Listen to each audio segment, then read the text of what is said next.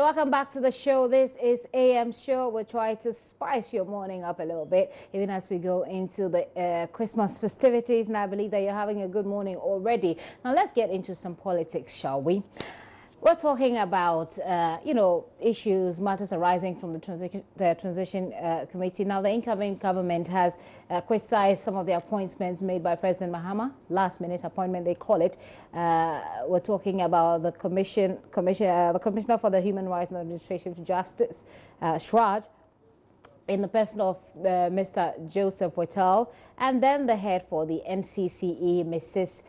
Josephine Nkrumah. Now, according to the government, the incoming government, the appointments are in contravention of an agreement at the Transition Committee's meeting of December 19, 2016, that such appointment would be done in consultation with the Presidential Transition Committee. I mean, they wanted to have a conversation before they do that, but that has not been done, and so it has become.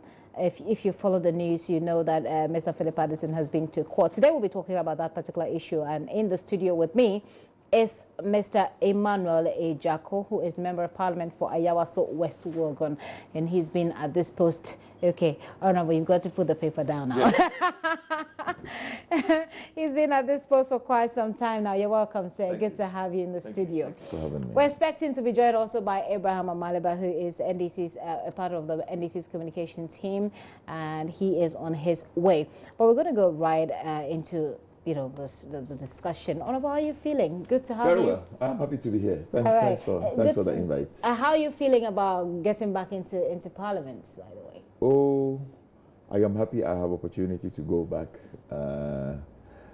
I think it's been 4 years of a very steep learning curve. I don't believe that anybody can go into Parliament for 4 years and clearly understand and be properly nuanced. Wow. I am extremely happy to be back. I want to spend this time to firm up the things that I got introduced to. Okay. I want to be a good legislator for my constituency and for Ghana. And I know some of your constituents. I know one of them who loves you. Like I was telling you behind the scenes previously. How does it feel to be coming? This will be your third time? This will be my second time. Your second time in Parliament. So, are you looking forward to a third time, or are you the kind of people who would say, okay, at some point we've got to let the younger ones go? I think it will be premature to say I will or I will not, but I believe that there are appointed times and seasons. When it is your time, I believe that if you listen properly to yourself, to your immediate family and to your constituents, you will determine whether it is time to go or time to continue. I believe when the time comes, I hope that I'll be sensitive enough to know when to continue and when to stop. Okay, and so what should the people of Agyarko West Wuogon be expecting from you this time around? I think that I will engage a lot more this time. Number two, even though they will tell you, the political scientists will tell you that the MP is not a development agent. The expectation of a reasonable man is that when my street is bad, I should blame the MP. The recourse is the MP. Right. If the drains are not working and it rains and it floods, the recourse is the MP. We do our best with some funds that are provided by government. But for me, the most interesting thing is that my party, with our president-elect in our manifesto, has promised that he wants to bring infrastructural development to the communities. Okay. I am happy, I am very glad that there is an overpass. It helps. I am happy that there is going to be one in Kaswa. Okay. Okay. But I have people who live in my constituency in Adaman or in Pasem who have major problems that confront them every day. When it rains, it floods. In the June, was it the June 3rd? Yes, June 3rd. Floods. 3 people died in my constituency. Oh. You know, Wow. it is, they say, he who feels it knows it. So you're looking at infrastructural development for They your might neighbor. not even be able to relate with the overpass which is in Kaswa. But you see, if the drains, and what the point I'm making is that my party has said we will provide $1 million per year for each constituency. Okay. So I am excited. We will do some drains so that the people in Adaman who have this drain, okay, and because it is not properly done, their houses are washing away. The people live in Passam, the people in West Legon can relate to development, can relate to government. Government comes to them. Government is not a quote unquote a Dubai that is at cycle. Well, Dubai is not bad anyway, is it? I premise my statement by saying that I am happy it is there. Right. But I want the good people of Ayawasu West Wogon, the good people who live in Adaman. Adaman is the area behind a Peace FM building. Okay. Okay. There is a gutter there that is just killing them. I see. I see. Interesting. And when, after elections, I visited the chiefs of Mempasem, the first thing they told me is, MP, as for us, all we are looking for is for you to do something to control this perennial flooding that hits us. Okay. I believe that with this money, we will be able to do something about it. And the people will feel extremely happy. Government would have come to them. I see. Okay. Yeah. We'll see about that. We will be here to be absolutely punching holes in absolutely the right areas that we need to. And take the boxes. We will. Yeah. We will. Okay. So we're going to just start our conversation about the transition team and some matters arising from there. Of course, we know that they've been talking through their spokesperson, Kojo Oponkuma. Just from your perspective as well. Like I said, we'll be joined in by Abraham Amaliba, you know, for us to have that conversation. But tell me, these things that are happening regarding the last minute things that your party members or the transition team that's representing your party are complaining about are not necessarily peculiar to this government. We've seen things that happened also in 2008. Like what? For example, the single spine.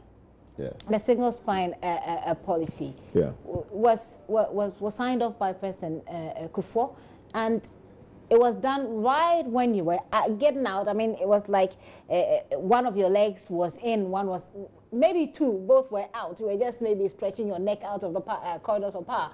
And then you put through this particular policy, which then became a responsibility of the incoming government. We're saying what is happening. We've seen the NSS, national service allowances go up. We've seen 12.5 increment in salaries for public sector workers. And so, it's not particularly new. Okay. I will really and truly want to categorize all the happenings into two. Okay. Okay. I hear them speak of single spine. Single spine had been in the works for 3 or 4 years. It was something that every single Ghanaian that had anything to do with the public sector, and even to a large extent the private sector, had been engaged in it. There was a commission that was set up. They had worked and done all the work. For me, I will classify it as a legacy of President Kufuor.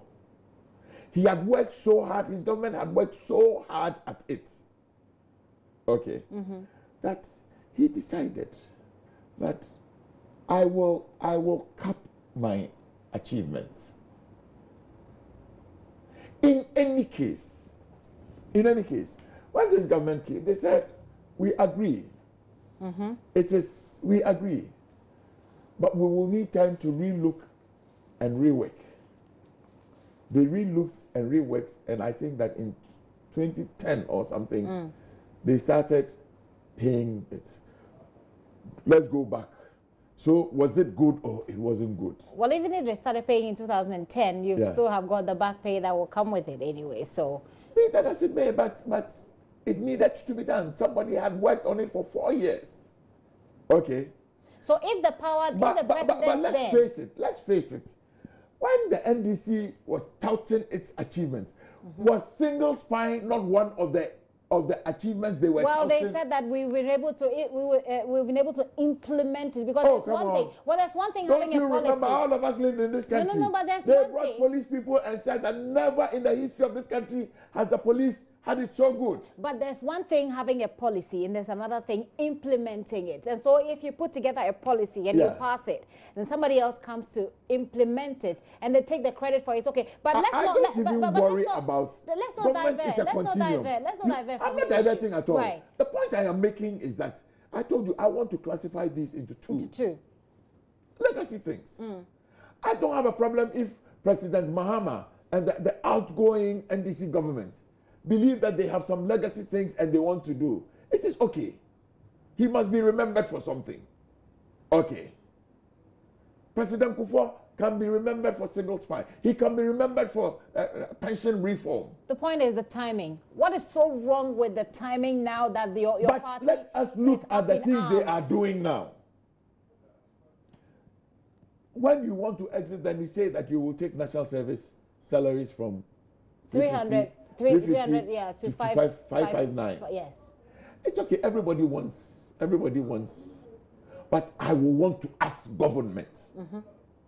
They brought some estimates to the House, to Parliament. I want to ask them, was this factored into it? No, it wasn't. Okay, so they had. So they came to Parliament. When you yourself came to Parliament and brought estimates, ask them. The media people should ask in the estimates that was approved, so that this country will run from January to March.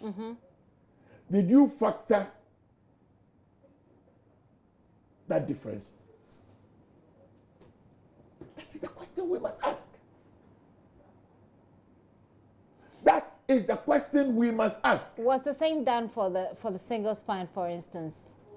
Was the same done? Were there any prior information given that this is what we're going to do, even though we're stepping out of government, this is going to happen, so then you condition the minds of people for it as you're asking for this to be done? Spine, we said it was going to be implemented.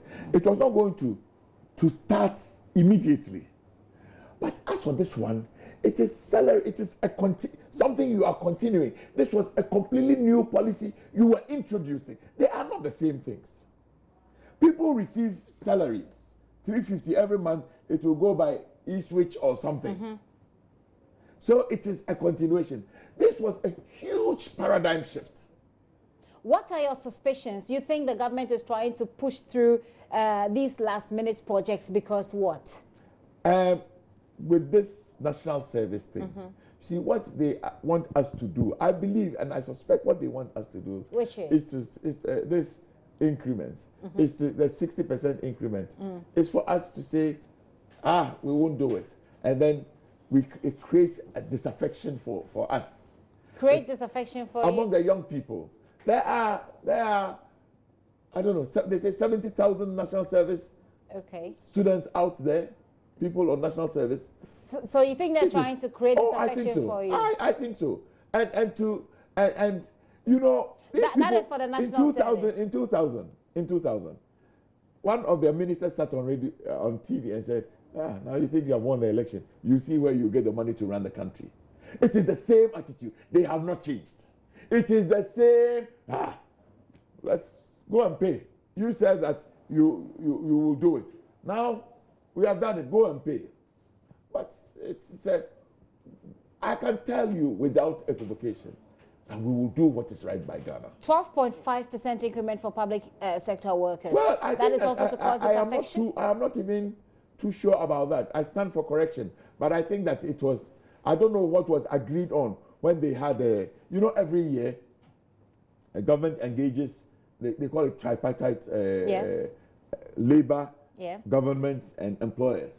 They engage and decide on a quantum of increments for the across board for they call it the minimum wage. Okay. I don't recollect, but if it is what was agreed at the tripartite, I don't have a problem with it. The other things we can veer into is the appointment of yes, the appointment of the head of Shraj and NCCE. Yes, I want to ask. So why now?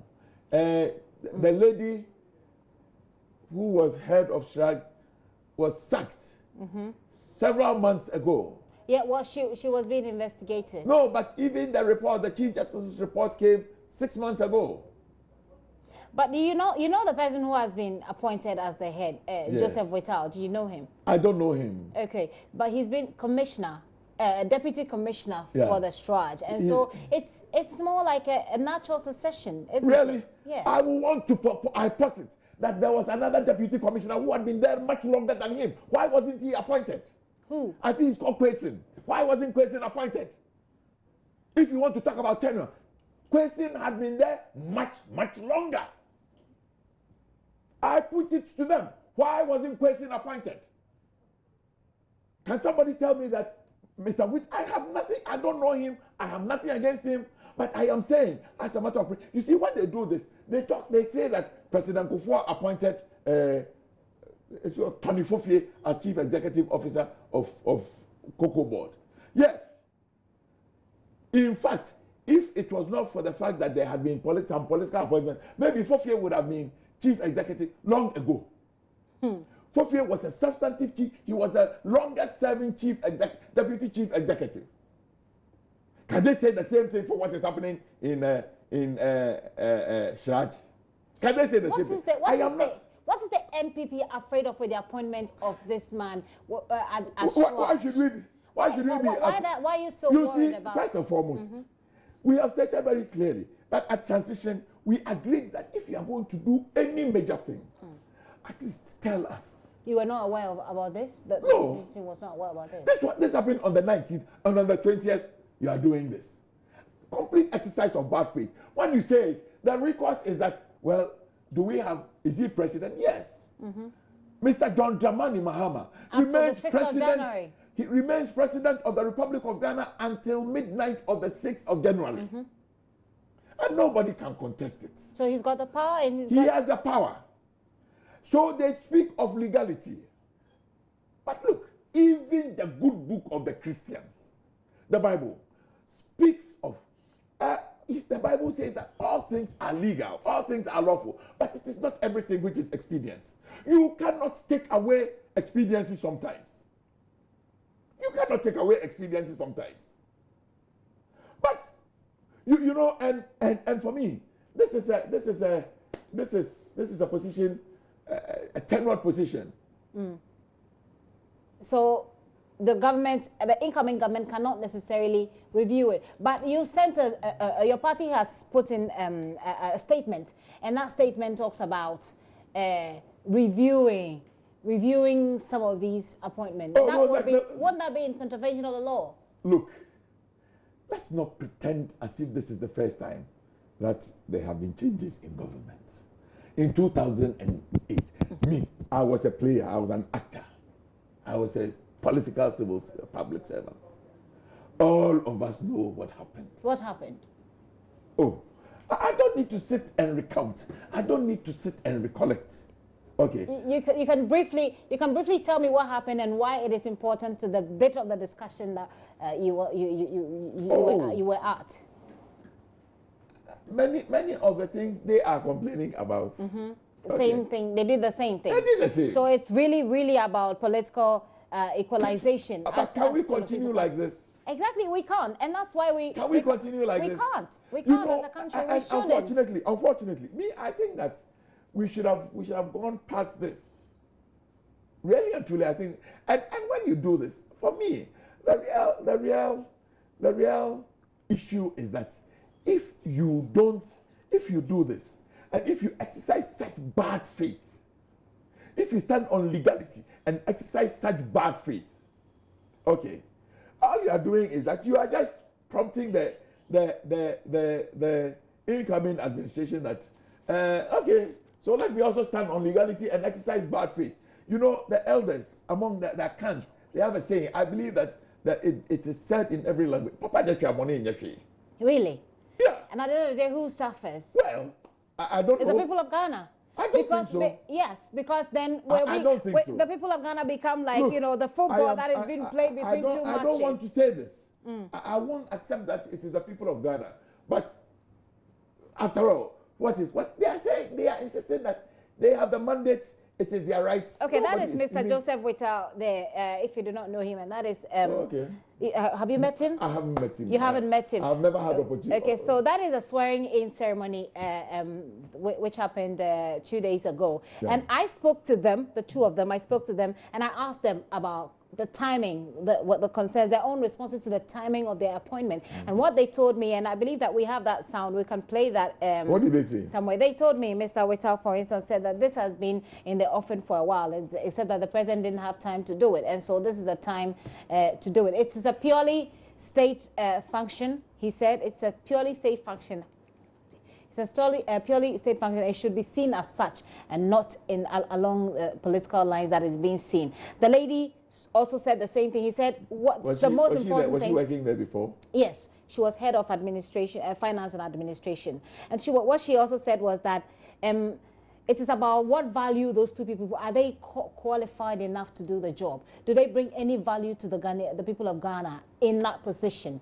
So, and it does make sense, doesn't it? I'll try and get our technical guys to bring out the sound. I am here saying that if you go on the legs of the law, nobody contends it. Okay, you can't contend if the Constitution, if the law allows him to do it, he can do it. But even the Bible sometimes speak of not just the law, it speaks of expediency. It is not everything that is expedient. I have heard issues about the man was there. I'm saying that he was not the only one there. Okay. I have heard arguments. If not him, yeah. I mean, if not this one, why him? Why the one you're talking about? I am not. I also must place on record that I don't know. Yeah, but is it really? All I am saying, I have heard people talk about Fofie. Okay, but is it about the timing? Is it about the timing? I think the timing is wrong. That is why I am saying that it's not expedient. So what's going to happen with the next So if Mr. Without is the most qualified person, you think that when we come into government, why should we sidestep him? Why? So you work with him? Of course, you have to work with him. No. I'm even talking about the appointments. Okay. Why? If the man is qualified, why would anybody want to sidestep him? Why? Why would anybody want to? He's a commissioner for human rights and administrative justice. Exactly. It is the reality we live with, and we will live with that reality. You live with that reality. We will live with that reality. I spoke about the press statement that was released by the transition team, your party representation on the transition, and they said that they reserve the right to review some of these actions. But that would be wrong, wouldn't it? No, they reserve the right to review some. We didn't say all. Okay, so Mr. Westal is going to be, I mean, because I will not sit here. He's got tenure of office. Yeah, he has tenure of office. Yes. Anything, I think that we are the party that follows the rules the most. We will not break the rules. We will not do anything that will contravene the Constitution. Okay. But my point, I am emphasizing again that as for the arguments they put up, you do not buy them. I don't buy them. Don't buy them at all. There's also this contract, 182 million contract, waste management contract that was pushed through by Agyarko, who is the Minister of Science Technology. $18 million. You have concerns about that as well. 18 million. Sorry, I beg your pardon. I understand that if your government should have concerns about this and want to review it, that we're probably looking at a judgment that's looming. You see, they will tell you that I'm not a lawyer. I'm only a reasonable man. Okay. They will tell you that fraud vitiates everything. If you sign a contract and the basis of it, or the people can prove that this contract is wrong, where will the judgments be? What is an NPP government going to do about this? What would you say?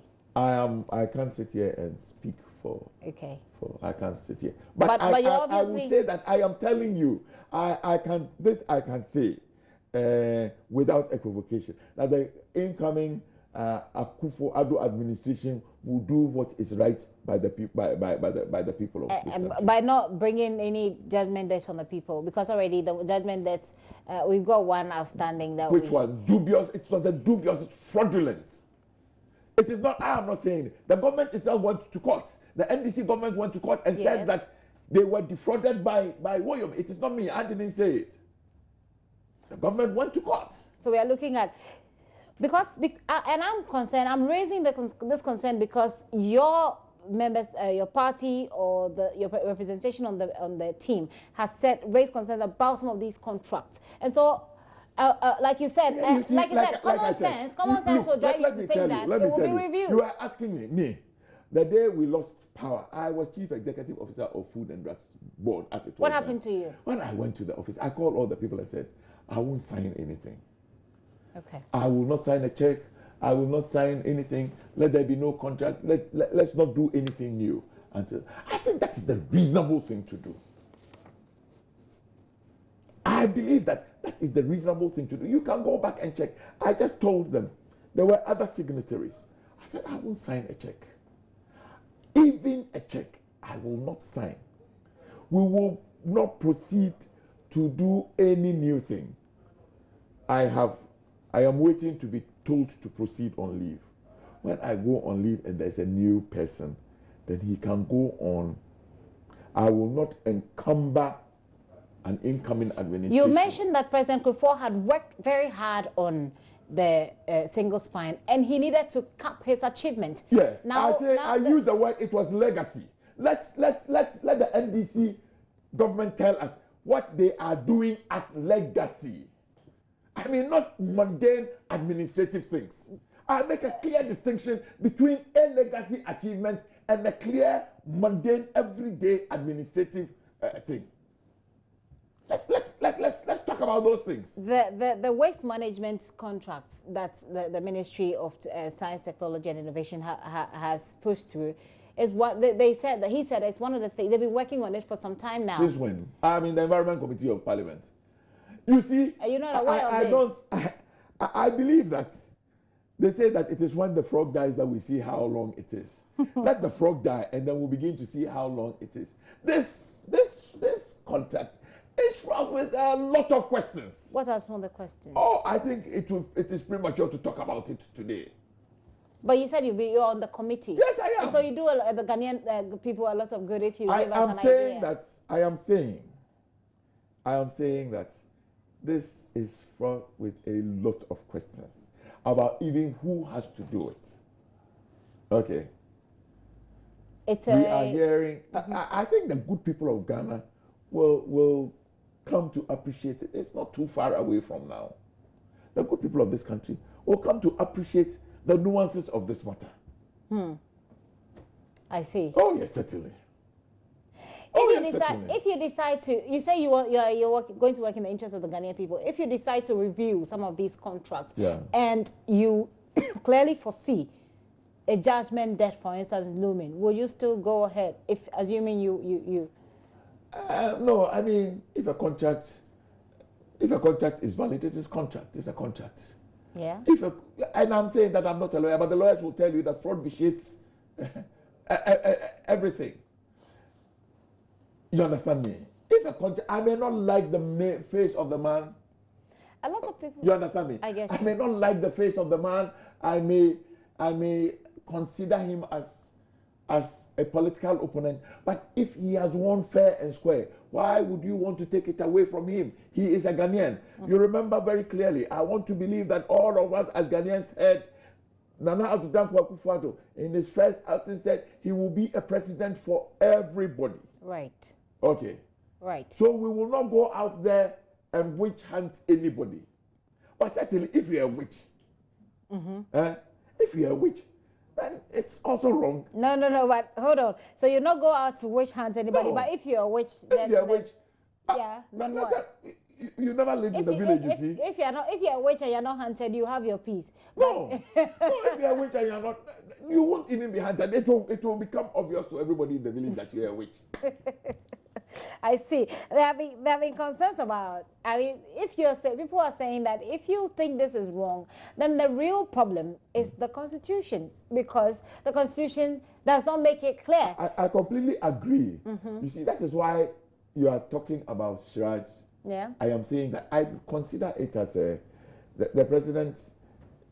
The president is president until the 7th of. Exactly. And the Constitution doesn't bar. I am stating that the law permits, but expediency, and it forms a good part of government, particularly when you have sat with the transition team, and we have agreed that if you want to don't pull surprises on us.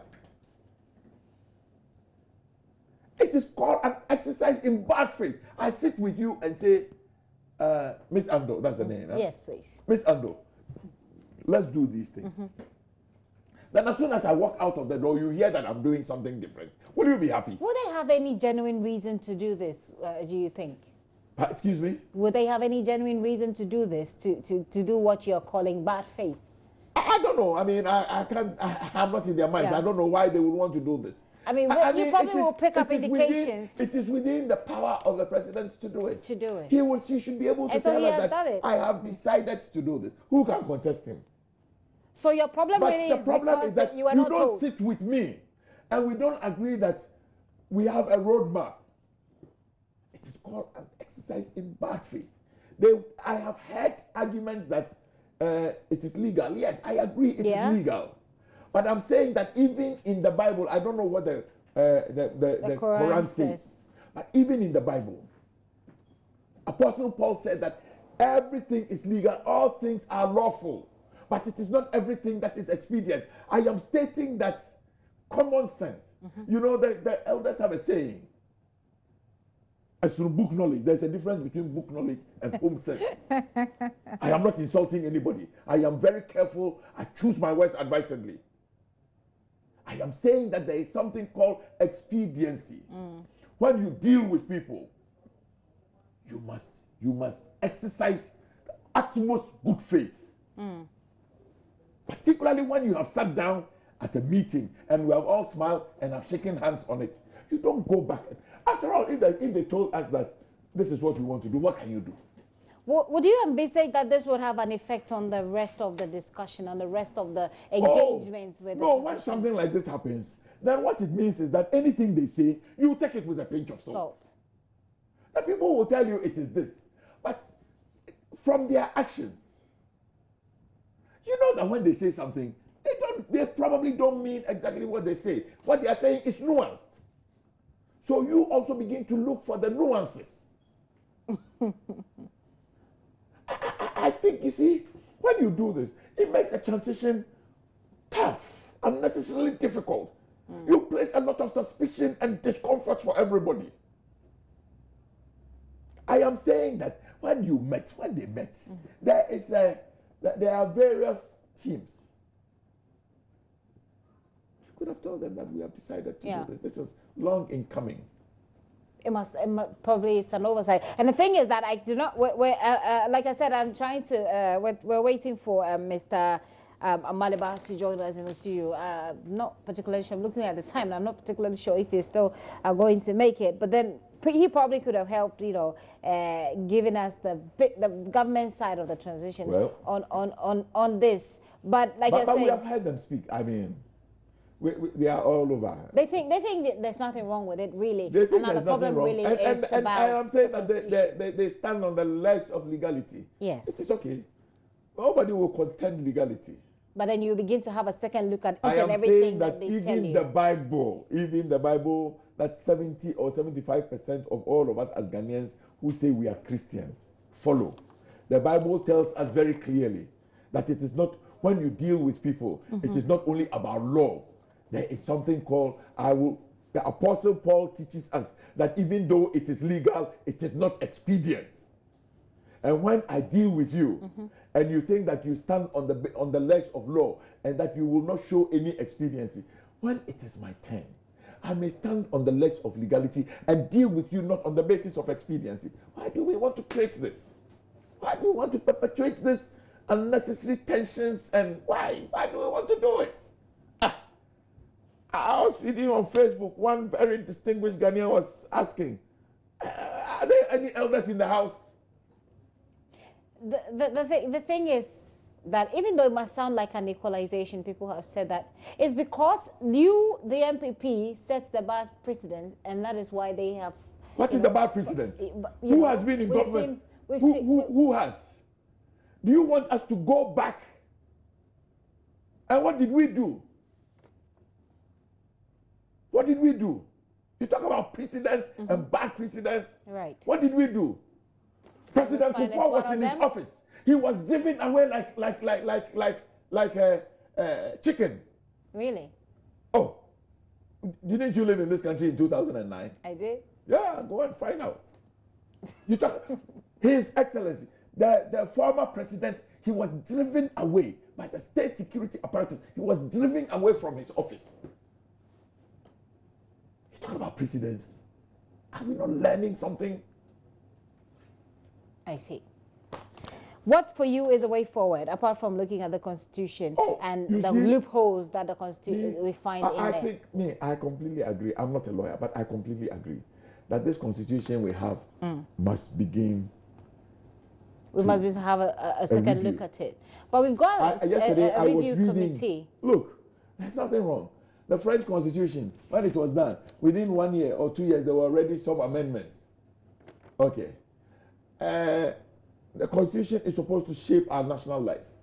When we find something that does not work, we should fix it. We should fix it. I think my view is that there is too much power in the hands of the executive. I am not a scientist. I'm not a political scientist. I'm not that learned. I don't know too much. I haven't done too much school. but I think it is wrong to place so much power in the hands of one person. So what's the role of what role can Parliament play? Parliament of which we're play in this? We just make laws. Exactly. I have no doubt in my mind that President Akufo-Addo will do. I tell you, I believe he will do what is right by Ghana. Let's look at what happened in Parliament yesterday with the RTI bill. This is something that has been in the offing for so long, and now all of a sudden we see that the majority. I like the word you use. All of a sudden, why? No, exactly. But the thing is, all of a sudden they want to push it, and all of a sudden the minority in Parliament is holding back. So why is this dynamic? I am asking. I am wondering. I need to see the business statement. You see, in Parliament, when we go, we always have a business statement of the things we will do in the week. I stand for correction. I have not looked at the business statement. Okay. I want to find out, was this captured on the business statement? You know, we must begin to ask these things. Was this thing that we want to do, was it captured on the business statement? So, if it is captured on the business statement, then it is it is implied that we are gone and sat. The business committee had gone and sat and decided that there is space to do this. Okay. I stand to be corrected. To be corrected. All right. I do not believe that it was captured in. So what it means is that it was an afterthought. An afterthought, you think? If it is not captured on the business statement, it is the implicit assumption I make is that it is not an afterthought. Somebody slept and had a dream and said, let's bring this. Really? But, you know, such an important piece of legislation. Right. It has taken about 10 years. Yes. Going from drafting to cabinet approval. And when in 2008, when governments changed, it was, I believe that it was either it had come to Parliament or it had received cabinet approval. Yeah. Then the incoming government said, no, they needed time to review it. Very, very reasonable. So in 2008, we could also have decided that we will rush it through. The incoming government said we needed time to look at it. I think it was probably at cabinet or kind of received cabinet approval, or maybe it had even come to parliament. Yeah, it is reasonable. I think it is reasonable that an incoming government that is going to lead the implementation of the law must be given the respect, like they did with the single spine. Perfect, nothing wrong. If they thought that there was something wrong, they would have scrapped it and brought something new. If they thought. But everybody believes that that is the way to go. Okay, in the same way. So for 8 years, they were looking into it. They brought the thing to parliament. They laid it in parliament. I don't think that any bill had come to parliament with that many amendments. Okay. At a certain stage, the proposer of the bill, the proposer is not parliament. As for parliament, we just debate it. The proposer of the bill, the executive decided that I will withdraw it. And when they withdraw it, they don't need to tell parliament, they don't need to give us. They said they will withdraw it, and they withdrew it. And they brought it back. And brought it back. Yeah. So it has to be, the action has to follow. They brought it back. We were rising, we rose and went home. We came on Tuesday, and on Wednesday, you bring it to us that you want us to. In the meantime, we are rising on Friday. You know, let me state again. You're rising tomorrow? Yes, let me state again that we as a party have no fears. Indeed, I think the process started with us when we were in government before.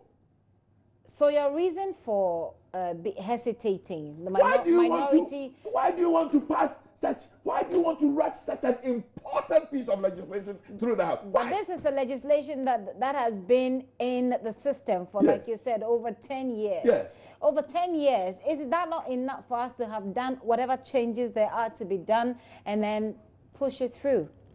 In 2 days? In 10 days. In 10 years. In more 2 than days? 10 years. It has gone through the system. It has taken you about 10 years. So your main concern for hesitating is what? Our main concern for hesitating is, what is this rush?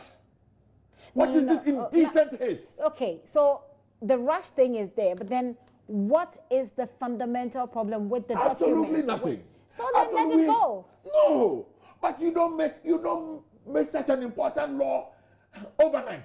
It is not an overnight thing. This has been under discussion. I say the matter was laid before. The matter was laid before us. It was withdrawn. It was withdrawn. It's now brought back. You have brought it back. Yes. So you think that it will take you 10 years to prepare the thing, and it will just take you 2 days to finish it? What is there to add, do you think? Oh. People have actually said that you have concerns about having to deal with that law when you come into office. I mean, because of course you're getting into office. When you come into office, you have concerns about working with a law that provides or that makes it virtually forces you to give out information, and that's why. Yeah. So by extension, by parity of reasoning. Just by parity of reasoning. If people are saying by parity of reasoning, are you saying that the NDC government sat on it because they didn't want disclosure? They now want to push it through, and you are resisting. No, we are not resisting. We are not resisting, but we are saying that, like many things they have done in the past, you go to parliament and in 2 days they'll bring you a loan agreement. Can't we do things much better? This is a very serious piece of legislation. Because what's going to happen? This is a legislation that I am all for it. And I want to believe that my party is all for it. I state again that the genesis started with when Kufuor was in government.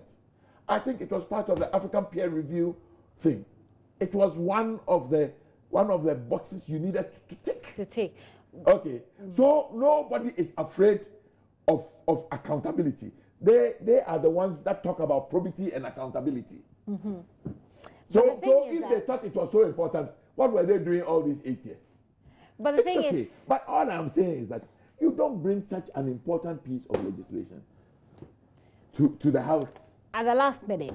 And you find out. When I leave here, I'll call to find out. Okay. I don't even believe it was even programmed. This is ambush.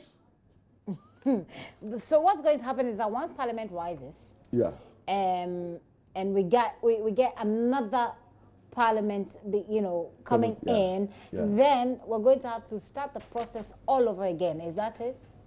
Yes. Because because exactly that's the point. So it means then that if you don't do it now, you're going to have a process restart all over again from scratch. But at least if it gets passed, then you can still amend the areas that need to be amended. Why do you think that anybody is afraid of anything that you even want to amend? Why? No, that is if there are any amendments, because you are raising concerns that why do you bring this important document and want to rush it through? Yeah, can you agree that it is an important? Can we agree it is an important? I do perfectly. Can you agree that this is rush? If it has been looked at, if the document has been looked at, if the document has been studied, and it can go through, then it go through. Do you even know what kind of amendment? Do you know the new thing? And who says that nobody is going to propose new amendments? So if there are amendments, you still got the chance to do it, rather than going to rather than letting Parliament rise, a document like this to come and start all over again. For a document like this, you think that you will use one day to go through the amendments and pass it, take it through the various readings and pass it? Come on, let's get real. Let me state again that they might want to put it out there that somebody is afraid. Nobody is afraid of it. If they think so, then I say by parity of reason. They had 8 years.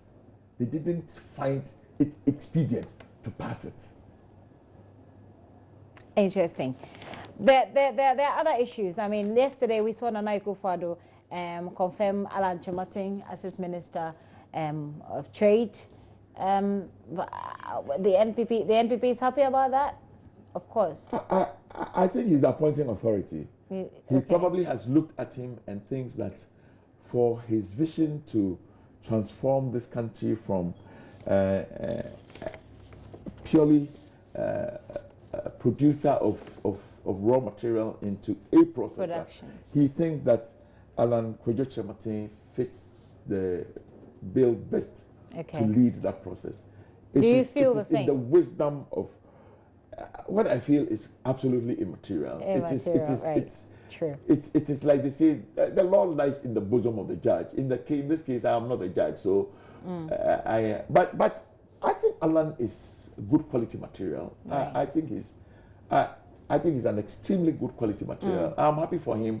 I'm happy for the president-elect. I think he has a very good person to work with. I see. I mean, Alan has it all from university.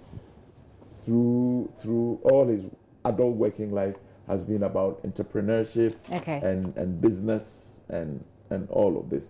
I think that if you want to do this well, you need somebody who has a hands-on experience. You don't need somebody coming to learn. You don't need somebody who has never worked before, who has no interaction, who is coming to learn on the job. You need somebody who has been at the center of it. Alan, I believe, what's it called? He used to do something. I even went to one of their trainings, and he spread it all over Africa. I see. Okay, so he has. I believe that His Excellency the President has made a good choice. Yeah. His Excellency the President-elect. The President-elect. Yeah, President-elect has made a good choice, and then he made a very profound statement about those who think that they're coming to make money. People, of course, in your party who are envisaging making any money from his government. He says that they should go to the private sector. That's where you make money. Yeah, but the man has always said, and he says it openly. If he hits his chest and say that I have never been corrupt. I am not corrupt. I have never been, and I will never be.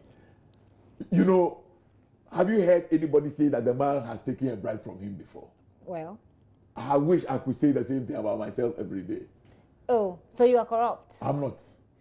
Yeah, but you're saying that Nana can hit his chest and say. I haven't had but opportunity. I haven't had opportunity to say hit the your same. chest and You say. see, it's not like President Mahama when he was asked whether he has taken a bribe. Then he begins to ask whether it is a human being. I'm talking about you. Oh, me. You're corrupt. No, I'm not. You're not corrupt. I'm not at all. So you can also hit your chest and say that you're not corrupt. I have not negotiated a bribe with anybody. No, I have never done anything like that before. You have not negotiated for a bribe? No, I have never. Right. I see. Okay. It'll be interesting to know how your party delivers on all of that. What are you looking at a ministerial position? Somewhere. I know I'm a member of parliament. I sought and contested to be a member of parliament. Yes, of Everything course. else lies in the bosom of the appointing authority. Authority. Yeah. But assuming I was the appointing authority, where would you want me to put you? In which of the sectors? You are not the appointing Assuming. authority. You are not. Assuming. I don't assume. We can always make assumptions. No, this assumption is far-fetched. Oh, is that so? Yeah. Maybe I'll put you at fisheries and aquaculture. Would that work for you? You see, I think that when you are a minister, it has nothing to do with what you have done. I'm a pharmacist. Okay. I have done various things. So Ministry of Health, perhaps? No. In fact, my considered view is that sometimes when you are a professional and you are put in that ministry, you bring your own professional expertise to bear, and sometimes it makes it difficult. It makes it difficult. I mean, that is my considered. So view. we should put you in a different place, a place where. Oh, well, I'm not in issue. As for me, I'm only a discussant in your morning program. I know. Don't worry. I'm just I'm just creating my own government here. Really? All right. So I will take you away from health and see if I can put you at Since you are creating your own government, I leave it's in your bosom, whatever you do. Whatever I do, yeah. I hear you. Well, I wish you all the best, and I hope that you'll be on the list of the appointing authorities, ministerial positions, hopefully. In this life, if you have no expectations, you never get disappointed. I am contented with my lot. I'm a Presbyterian. We have a song, Ebenezer, hitherto has the Lord brought me. I am absolutely contented with where I am. Anything else, I will take it and bless the Lord. Okay. Well, I hope that the president-elect is watching. Anything else, he will bless the Lord. So it means that he's open to anything else. Wherever you put him, he would. I am not soliciting. I am not saying you are soliciting. You are not. Okay, thank you very much. I have been here having a discussion, very interesting discussion with Member of Parliament for Agyarko West Wuogon, Emmanuel Agyarko, and we were expecting to have in the studio also Abraham Amaliba, who is a member of the NDC's communication team. For one reason or the other, he has not shown up, but I don't really know. But thank you very much, Honorable, I am happy coming. that I have this opportunity. I hope that your day will be good as well. Thank you very much. Thank you for the well wishes. Okay. And, I believe that this might be our last time, for me at least, before Christmas. If you permit me, let me say Merry Christmas and a bountiful, expectant new year to Ghanaians. Okay. It is a new year that will be good. Great. It will be a new year that all Ghanaians will begin to say, we should have done this many years ago. But you see, God's time is the best. This is the best time. This is the appointed time of God. I believe that Ghanaians will begin to tick and say that we are blessed of God. And an NPP administration led by Nana Addo Dankwa Akufo-Addo, I want to particularly wish my constituents, I am grateful to them. When you go out there and contest, if you go through a contest and you are selected, you don't take it for granted. I want to assure them, I don't take their vote for granted. I don't assume it as of right. I came and begged for it. I brought my supplication to them and they heard me. His Excellency the President-elect said, he will not disappoint Ghanaians. I want also to say, to take a quotation from him and say that I will not disappoint the good people of Agyarko West Wuogon. Thank you. I am grateful. Okay.